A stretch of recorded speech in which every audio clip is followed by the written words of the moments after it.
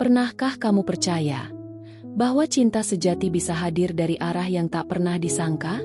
Saat dunia memandang rendah, hati justru menemukan tinggi. Inilah kisah seorang wanita Jepang sukses yang rela menanggalkan status demi seorang pria sederhana asal Tegal. Bukan harta, bukan gelar, tapi ketulusan yang menyatukan mereka. Kalau kamu percaya bahwa cinta bukan tentang kesempurnaan, tapi keberanian untuk memilih yang sederhana, tekan tombol like, subscribe, dan nyalakan loncengnya sekarang juga. Karena di channel ini, kamu akan menemukan kisah-kisah inspiratif, menyentuh hati, dan penuh harapan, yang mungkin saja mengubah cara pandangmu tentang cinta dan hidup.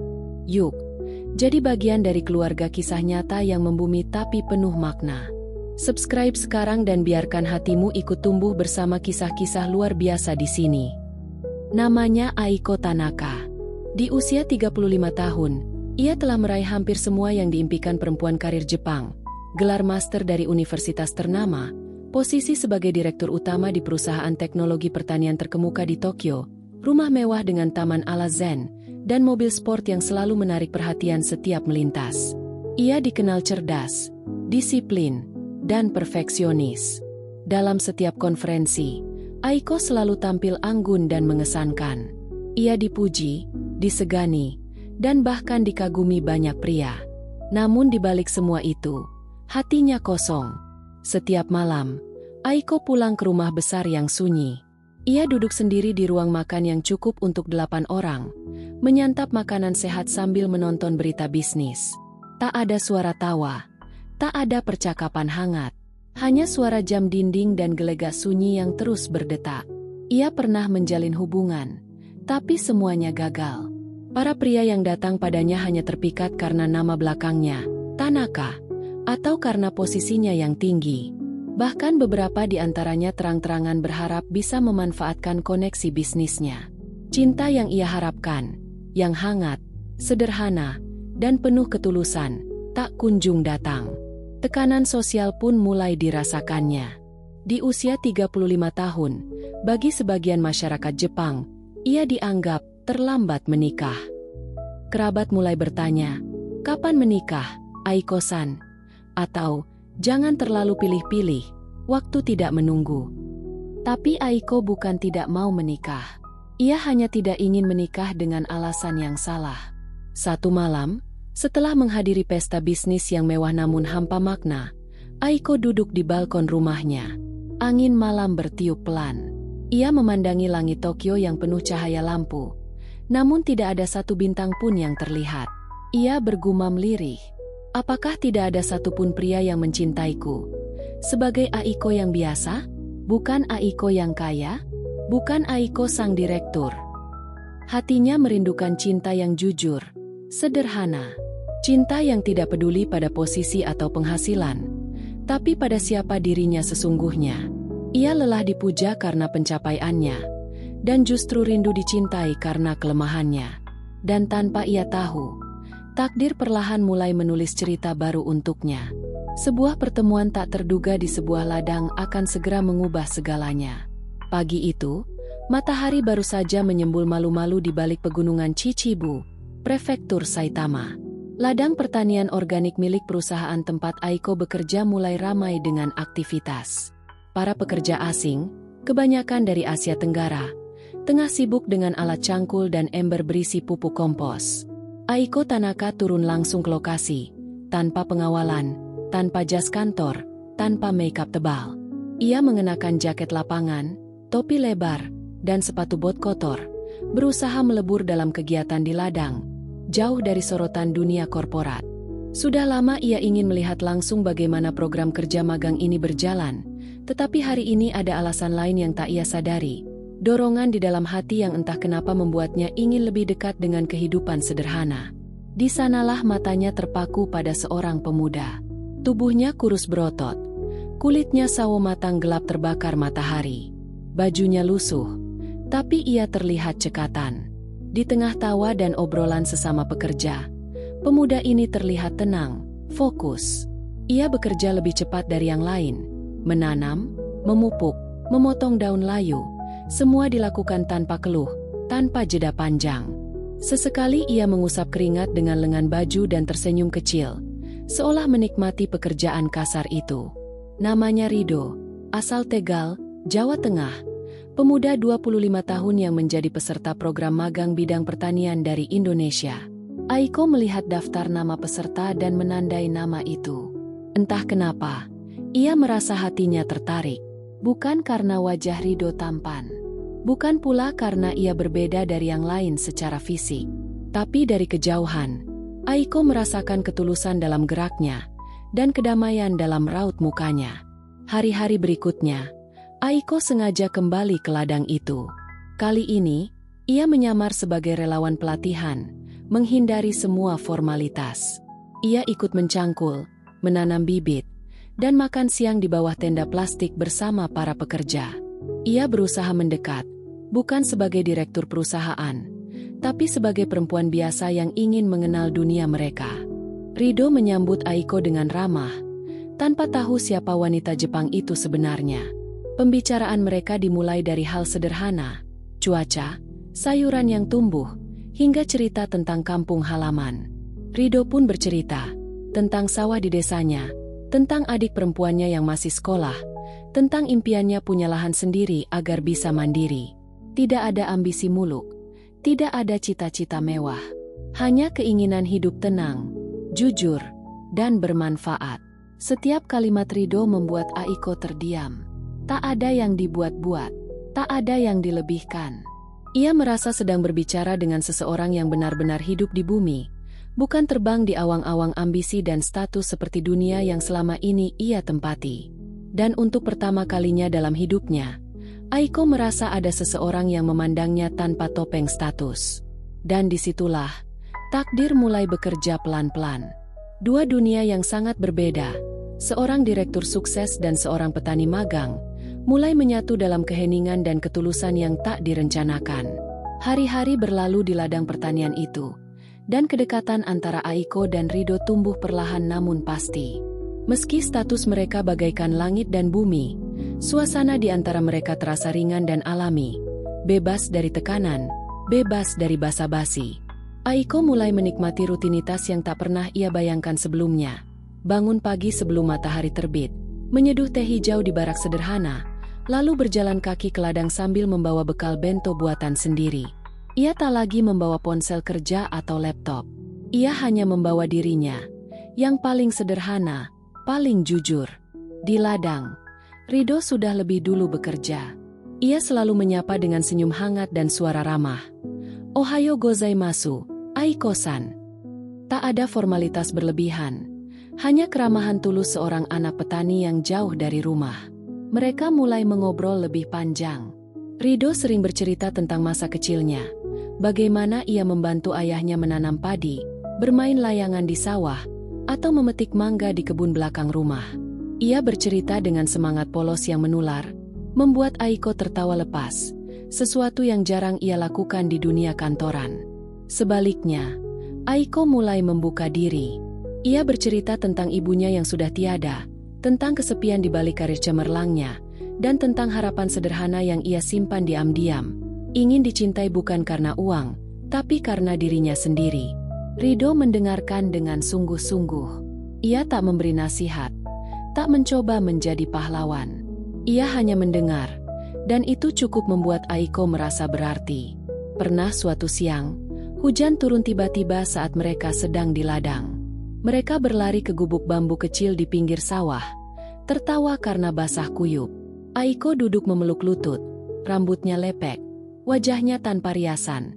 Namun Rido menatapnya dan berkata dengan polos, "Ibu, Aiko-san, kalau ketawa kayak gitu, kelihatan kayak cewek kampung yang bahagia." Aiko tertawa makin keras. Tidak ada yang pernah berkata seperti itu padanya. Di kantor, ia selalu dipanggil Direktur Tanaka, dihormati, dijaga jaraknya. Tapi bersama Rido, ia merasa jadi perempuan biasa, yang bisa tertawa, basah-basahan di tengah sawah, dan dihargai bukan karena statusnya. Setiap momen itu, seolah menambal lubang-lubang sunyi di hati Aiko. Perlahan, hatinya mulai bergetar. Ia tahu ini bukan sekadar simpati. Ia mulai menanti waktu bekerja di ladang, mulai memperhatikan Rido dari jauh, dan tersenyum sendiri saat mendengar namanya disebut oleh para pekerja. Namun ia juga tahu, ini bukan cinta yang mudah. Bukan hanya soal perbedaan usia atau budaya, tapi perbedaan dunia. Tetapi perasaan tak bisa dikendalikan. Dan Aiko mulai bertanya-tanya dalam hatinya. Apakah mungkin cinta bisa tumbuh dari tanah yang begitu sederhana, dari seseorang yang tidak tahu siapa aku sebenarnya? Pertanyaan itu terus menggantung, hingga akhirnya hari yang ia takuti tiba, hari saat Rido tahu siapa dirinya sebenarnya. Dan itulah pintu menuju babak baru, ujian kejujuran, penerimaan, dan keberanian untuk mencintai tanpa syarat. Hari itu langit Saitama muram. Awan menggantung berat, seolah menandai bahwa sesuatu akan berubah. Aiko berdiri di depan cermin kecil di kamar penginapan relawan, mengenakan kembali jas formal dan sepatu hak yang sudah lama tak ia pakai. Dadanya sesak. Hari ini, ia akan mengungkap jati dirinya pada Rido. Sudah berminggu-minggu ia menyamar sebagai relawan pelatihan. Selama itu pula ia menikmati dunia Rido, dunia yang jujur, sederhana, tanpa topeng status. Tapi semakin dalam ia jatuh hati, semakin kuat rasa bersalah yang menyelimutinya. Ia tak ingin membohongi lebih lama. Jika ini cinta yang tulus, maka harus dimulai dari kejujuran. Di ladang, Rido menyambutnya seperti biasa, dengan senyum polos dan tangan kotor tanah. Tapi hari itu Aiko terlihat berbeda. Bajunya rapi, rambutnya ditata, dan wajahnya serius. Aku ingin bicara, Rido, ucap Aiko pelan. Mereka duduk di bawah pohon jeruk, tempat biasa mereka berbagi bekal dan cerita. Lalu Aiko menghela napas, menatap mata lelaki itu, dan mengungkapkan segalanya. Bahwa ia bukan relawan biasa, tapi direktur utama perusahaan yang menaungi program pertanian ini. Bahwa ia datang bukan hanya untuk menilai proyek, tapi juga karena hatinya gelisah. Dan bahwa semua momen bersama Rido selama ini adalah murni, bukan permainan. Rido terdiam. Wajahnya pucat. Tangannya menggenggam celana kerjanya yang penuh debu. Jadi, kamu, orang besar, ya? Katanya lirih. Aiko menahan napas. Aku Aiko. Rido. Aku tetap orang yang duduk di sebelahmu saat makan onigiri. Orang yang tertawa saat kamu cerita tentang kambing tetanggamu yang kabur masuk sawah. Rido menunduk. Ada guncangan dalam hatinya yang tak bisa ia ungkapkan. Bukan karena Aiko membohonginya, tapi karena perasaan tidak layak tiba-tiba menyerbu dadanya. Aku cuma buruh tani, Aiko-san, dari kampung. Gak bisa bahasa Jepang yang bagus, apalagi ngerti dunia kamu yang mewah itu. Aiko menggenggam tangan Rido yang dingin dan berkata, aku bukan mencari yang setara harta atau status. Rido, aku mencari yang setara hati. Dan hanya kamu yang bisa buat aku merasa jadi manusia, bukan direktur. Air mata menggantung di pelupuk Aiko. Ia tak peduli lagi tentang pandangan orang, perbedaan usia, atau jabatan. Yang ia tahu, di depan matanya berdiri satu-satunya orang yang melihat dirinya tanpa kacamata dunia. Namun Rido masih terdiam. Ia bingung antara perasaan yang tumbuh dan logika yang menolak. Dunia Aiko terlalu tinggi, dan dirinya hanya petani magang dari desa kecil di Tegal. Hari itu mereka berpisah tanpa kata. Aiko kembali ke Tokyo, Rido ke baraknya. Di antara mereka, tergantung diam sebuah tanya. Apakah cinta bisa tumbuh jika dunia mereka begitu berbeda? Tapi seperti benih yang tertanam dalam tanah kering, cinta yang tulus selalu punya cara tumbuh, jika dirawat dengan keberanian dan ketulusan. Hari-hari setelah kepergian Aiko dari ladang terasa hampa bagi Rido. Tak ada lagi tawa lembut yang menyapa pagi. Tak ada lagi bento hangat yang dibagikan di bawah pohon jeruk. Hanya angin musim gugur yang berhembus dingin, meninggalkan ruang kosong yang perlahan merambat ke hati. Rido mencoba menenggelamkan diri dalam kerja. Ia mencangkul lebih keras, memanen lebih cepat, seolah ingin membuang semua kegelisahan. Tapi setiap kali ia mencium aroma teh hijau di siang hari, bayangan Aiko kembali hadir. Ia merindukan Aiko bukan sebagai direktur, tapi sebagai perempuan yang tertawa tulus saat diguyur hujan di ladang. Sementara itu di Tokyo, Aiko kembali ke kehidupannya yang mewah dan penuh jadwal. Tapi semuanya terasa hambar.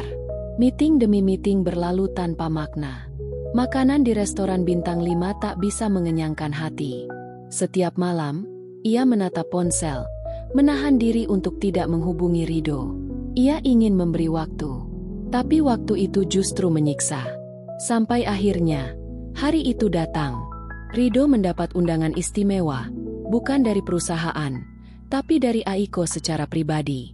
Sebuah surat tangan dikirim ke baraknya, berisi undangan untuk menghadiri pameran pertanian organik hasil kerjasama Jepang dan Indonesia yang diselenggarakan di Tokyo. Surat itu ditutup dengan kalimat sederhana. Kalau kamu percaya bahwa cinta bisa tumbuh dari ladang yang sederhana, temuilah aku. Aku menunggu di antara bunga-bunga itu. Aiko. Dengan hati berdebar, Rido naik kereta ke Tokyo. Ini kali pertamanya ke ibu kota. Jaketnya lusuh, sepatunya penuh debu ladang, tapi langkahnya mantap. Di tengah taman indoor pameran yang dipenuhi bunga hasil budidaya organik, Aiko berdiri mengenakan yukata sederhana, tanpa perhiasan, tanpa pengawal. Saat mata mereka bertemu, tak ada lagi keraguan. Rido maju perlahan.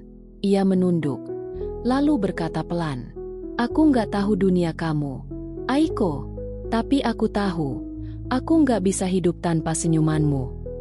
Aiko menatapnya dengan mata berkaca-kaca. Ia meraih tangan Rido, dan untuk pertama kalinya di depan publik, ia menanggalkan semua simbol status. Di hadapan tamu-tamu kehormatan, investor, dan rekan bisnis, Aiko Tanaka menggenggam tangan seorang petani muda dari Tegal dan memperkenalkannya sebagai orang yang membuat hatinya hidup kembali. Beberapa orang berbisik tak percaya, tapi lebih banyak yang terharu. Karena di balik segala perbedaan itu, terpancar sesuatu yang tak bisa disangkal. Cinta yang nyata, cinta yang sederhana, cinta yang meruntuhkan dinding status. Setelah acara, Rido dan Aiko berjalan di taman malam kota Tokyo. Mereka duduk di bangku kayu, membicarakan masa depan, bukan tentang karir atau kemewahan, tapi tentang ladang kecil, rumah hangat, dan hidup bersama tanpa topeng apapun.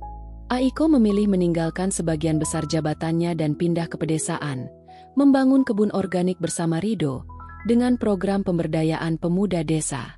Cinta mereka bukan hanya menyatukan dua hati, tapi juga dua dunia yang selama ini saling berjauhan. Dan ketika cinta seperti itu tumbuh, dunia pun ikut berubah. Musim semi kembali menyapa Jepang. Bunga sakura bermekaran dengan lembut, menari bersama angin yang membawa harapan baru. Di sebuah kota kecil di daerah pegunungan Saitama, terdapat ladang pertanian organik yang kini menjadi inspirasi bagi banyak orang. Ladang itu bukan hanya tempat menanam sayur dan buah, tapi juga tempat tumbuhnya cinta yang melampaui batas logika dan status. Aiko Tanaka, mantan direktur perusahaan ternama di Tokyo, kini hidup sederhana bersama Rido, pemuda TKI asal Tegal yang dulu hanya dianggap buruh tani biasa. Mereka tinggal di rumah kayu sederhana di tepi ladang, tak besar, tapi penuh kehangatan. Hidup mereka tak lagi dihitung dengan angka keuntungan atau target perusahaan, melainkan dengan kebersamaan, gelak tawa, dan semangkuk nasi panas hasil kerja keras mereka sendiri. Setiap pagi, Aiko menyiapkan sarapan sambil mendengarkan suara burung. Rido mencangkul ladang sambil bersenandung lagu Jawa. Di malam hari, mereka duduk di beranda rumah sambil menikmati teh hangat dan saling bercerita. Aiko tak pernah menyangka bahwa cinta sejatinya datang bukan dari pria berkemeja rapi dengan mobil mewah, tapi dari lelaki yang mencintainya saat ia berwajah lelah, tangan kotor oleh tanah, dan tanpa nama besar.